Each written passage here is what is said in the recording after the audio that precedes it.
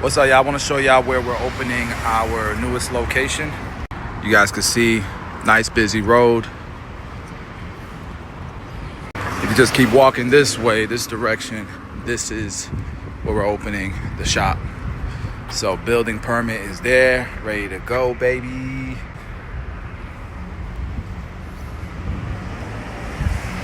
Let's take a look inside. What's up, guys? How you doing? What's going on? All right, it's coming together, y'all. You guys can see we had to have the ramp here for wheelchairs. This wall was cut down. Oh, it was always like this, but there was like a little wall just like this on that side. But yeah, this is the shop, man. It's gonna look good.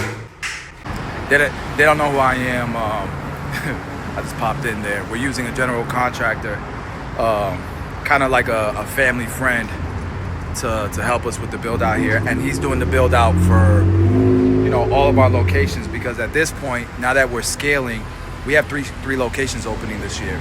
That'll be 13 locations total, and in order to do that, you gotta be able to use the same general contractor who can just spit out the same thing over and over again. So he's got our blueprints. He makes adjustments. He knows exactly what materials we want. The bill of pretty much all the materials that we want, the flooring, anything that we're using, it has to be able to scale. So when you're using the same GC for every location, then you can grow it. You can grow it, and you can start spitting out as many locations as possible, especially if it's a good GC. And those are hard to come by. Had to stop at the smoothie spot before we head out. I'm gonna go get my car washed. But I like to go in there and let them know that we're coming. Every now and then they have a different employee there. But I like to start spreading the word ahead of time. I don't think it'll be open for another few months, another couple months. So maybe summertime, back to school type of vibe, hopefully. Things happen, man. We thought this would be open by the end of May, before the summer started. And that just didn't work out because permitting took 60 days, just permitting. And you can't do nothing until then. And you don't want to risk it in a unit like this. Plus the amount of surprises that we had with this particular unit, there's a reason why it sat empty for so many. If you find a unit that's sat empty for years, I'm talking about no build out, nothing, chances are it's got some skeletons, and this one did. Luckily, it wasn't like a deal breaker, but this is why I tell people, don't go all out your first locations, because whatever it is that you think is going to happen, you're going to learn so much from your first experience opening a shop or any business that you might either want to franchise or start small, work your way up, or go work at a location and learn with no risk. Become a manager, a general manager, a store manager, whatever it takes to learn the ins and outs and what it takes to be successful. That way the probability of you reaching success increases. But here's the thing, when you're interning, you're not necessarily going to learn how to open a location, how to negotiate leases, how to make sure you don't get screwed, because a lot of places go out of business. You ever seen a business that seems like they're doing really well? They seem like they're doing really well, but all of a sudden they go out of business. 9 times out of 10, bro, it has to do with something with the city or with the landlord. The lease was wrong. The lease was off. Something happened. And, what that tells me is that, damn, this thing flew, bro. My dumb ass. I must have not put it all the way down in my cup holder. That's all right. And I'm going now to go wash my car, so perfect timing for this to happen. Anyways, what I was saying is, almost got into a car accident and all that. Anyways, what I was saying is, damn, lost my train of thought. Shit. What I was saying is, what that tells me is, your lease, before you even lay a tile, before you even, use a hammer, get the key to the spot, your lease can be make or break to your business. And it'll affect you when it matters the most, when your business is thriving, when you put in all the work. You don't want that to happen, man. So this is one of the reasons why I tell people to find a mentor. Find a mentor. And if you're ever gonna do a partnership, you're gonna get a business partner, make sure that they're the yin to your yang. You know what I mean? And what I mean by that is whatever their strong suit is, you want it to be your weakness and vice versa. So if you have no experience with negotiating leases, stuff like that, you want your business partner to have that. And that's one of the things that I got lucky with, because if not, I would have made so many mistakes, guys. So many mistakes.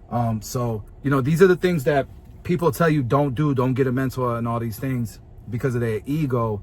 You can figure it out on your own.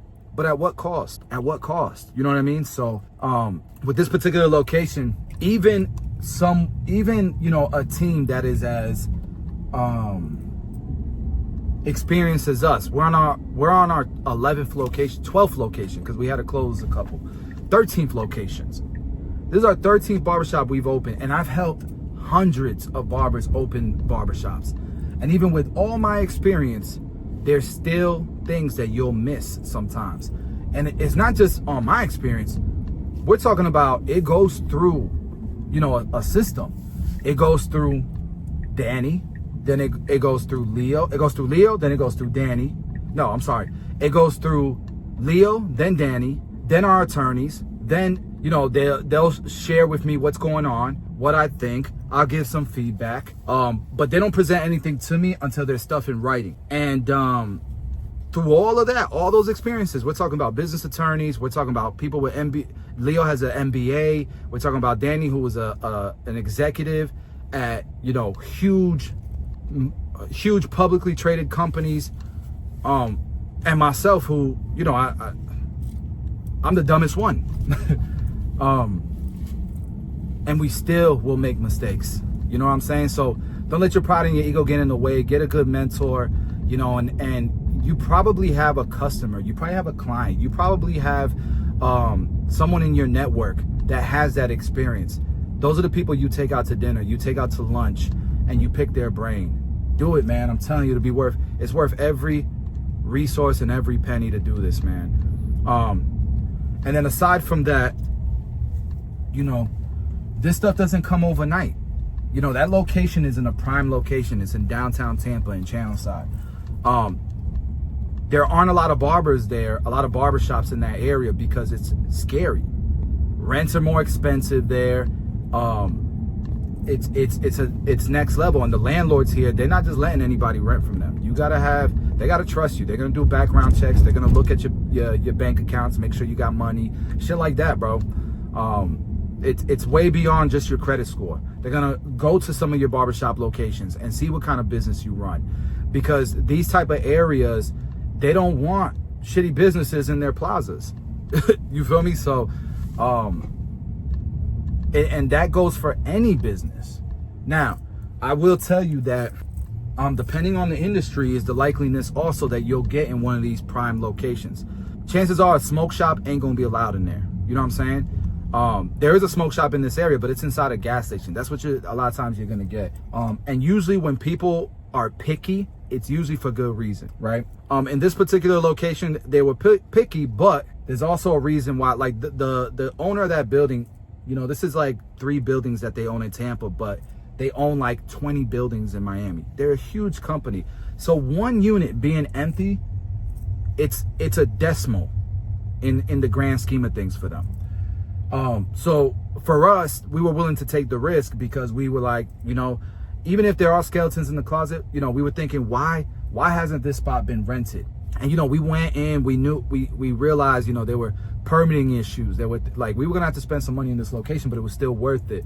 But then what we realized was, what our math was, our logic was, part of the, you know, it's a risk because in normal circumstances that would be a huge red flag, and we would step away because we know there's a reason why nobody's rented it, or people rented it and never got to open their location because the cost was more than they expected. We knew that was a risk, but we were willing to take it because we learned about the landlord. Not just that the landlord is a third-party management company, but the owner of the property. We learned about that person, and we looked at their circumstance, their portfolio, and we're like, you know, chances are they just picky, bro. It's a decimal point. And what we learned is both can be true. both can be true. They can be picky because it is just a decimal point. But chances are, if somebody had struggled opening, it wasn't just because for lack of experience. There were real issues there. There were real concerns.